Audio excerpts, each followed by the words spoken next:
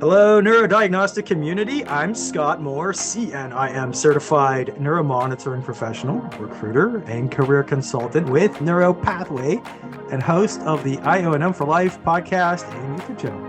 And I'm Danielle Stewart, your neuromonitoring meme queen. On behalf of ASNM, your interoperative neuromonitoring professional society, Happy Neurodiagnostic Week. Oh, that was our best one yet. Oh, we're getting good at that. We got kind of more in sync that time. Yes, we did. Thanks for joining us for 5 days of Neurodiagnostic Atomic Habits during Neurodiagnostics Week. The small changes we make in the habits we form in our workflows are what lead to improvements and eventual success in our field every day. We crowdsourced from your colleagues to create this list, and today's Neurodiagnostic Atomic Habit is closing the loop. Closing the loop. All right. Tell us about closing the loop, Danielle. So to me, closing the loop is definitely making sure that you are charting during your case so that it's completed by the time that you're done with the case.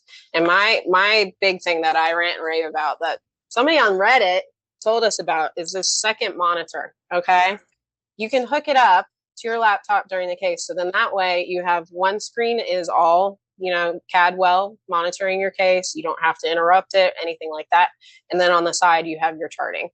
Honestly, for me, especially because I have ADHD and also I absolutely hate having to do any kind of work outside of the OR, like that is involved for the OR, because number one, I'm not going to be able to remember that well. My memory stinks.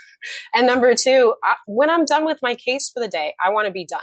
I want to close up, pack up, put everything in the car. I'm done for the day. I get to go home and do whatever I want and not have to worry about charting. So honestly, closing the loop for me is completing your charting, make sure it's done by the end of your case, and you're good to go for the rest of the day.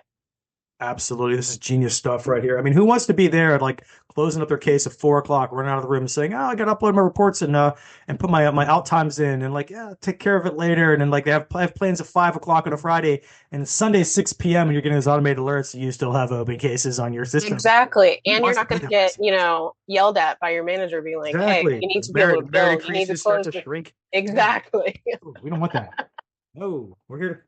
No, yeah, so absolutely close the loop, get it done. Like I said, there's a famous quote out there, and I think it was from Genghis Khan. I'll be honest, but there's no good to a thing until it's finished, and there's no good to a case report. It can't be billed, frankly, until it's fully submitted and closed out. So exactly. We have to close our.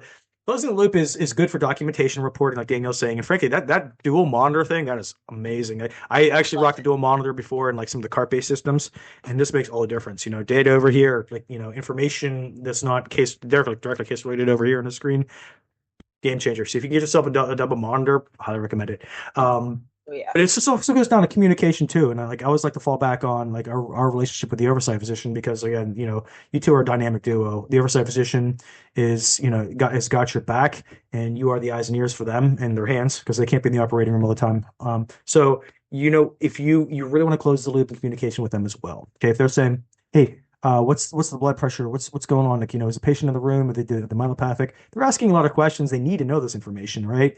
And it can be overwhelming to us when we're trying to prepare our electrodes and get our cables moved so we can get the stretcher in the room and try to check what time it is and get some stickers when they're halfway across the room on the other side of a sterile field. We've all been there, right? And the last thing we want to do is be like, I don't want to deal with all your stuff right now. But the thing is, build a good relationship with them. Say, hey, look, patient just came in the room, a lot going on. I'll be right back with you. I'll get you all the information you need. Okay. I'm working on that right now, and let them know that. And, especially if there's a change or in the data, or you have troubleshooting, or, your equipment stops working, something's going wrong, as occasionally happens in our field. You want to let them know what's going on, so they can't be like, "Hey, what's going on?" Hey, troubleshooting right now, or we have kind of a situation here. This is as much as I can tell you. I'll be right back with you and let you know. So, and if they ask you something, close that loop, give them back that information back. Always acknowledge. Acknowledgement's important. We try to get acknowledgement from the surgeon. We're like, hey, we're down to 40% off baseline amplitude of our left lower extremity. You want to hear back from them. Okay, I hear that. Raise the blood pressure or something like that, right? So we always want to close the loop of communication as well. Yeah, over communication, honestly. Right. Because I feel like the more you close the loop and inform your oversight, the less that they'll hassle you for information.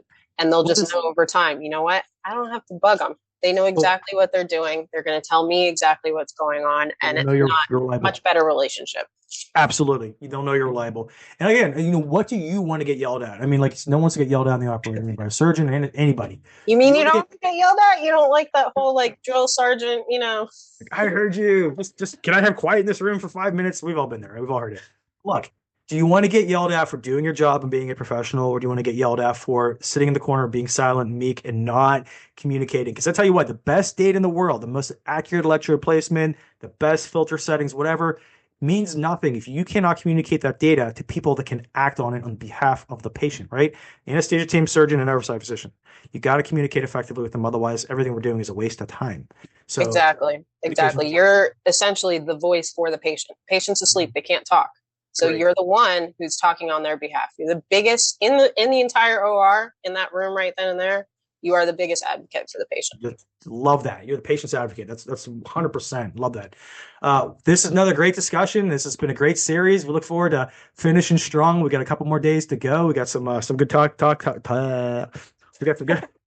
some good topics. You did it now too. We're gonna finish strong, and we're gonna finish on the last day with the most important component in all of neuro monitoring. Just wait and see on Friday what that's gonna be. So, all right, we'll see you back here.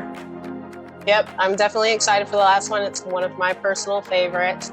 But definitely be sure that you follow Stickum on Instagram, also ASNM for life, and most importantly, ASNM on LinkedIn, Instagram, and YouTube for content that's created by colleagues for you.